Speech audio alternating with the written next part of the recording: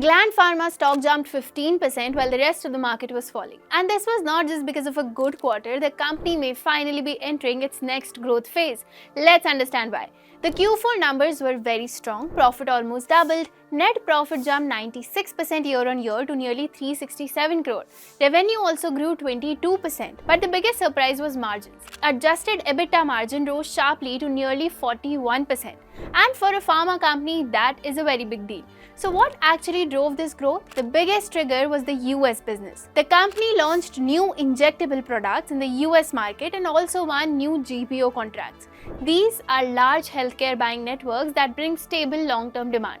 At the same time, Gland's CDMO business also grew strongly. This is basically manufacturing medicines for other pharma companies. And globally, this business is growing very fast because pharma companies increasingly prefer outsourcing manufacturing.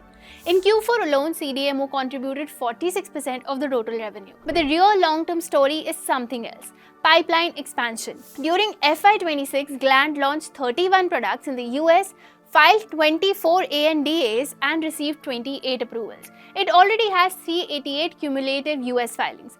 That creates strong future revenue visibility. And now the company is also entering high margin areas. But the biggest reason the stock reacted was management guidance. The company expects 12 to 13% growth in FY27, 15% in FY28 and nearly 20% growth in FY29.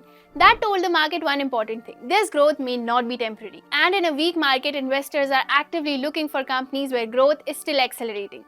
Right now, Gland Pharma looks like one of them. Were you tracking this company? Tell us in the comments. Investments in securities market are subject to market risks. Read all the related documents carefully before investing.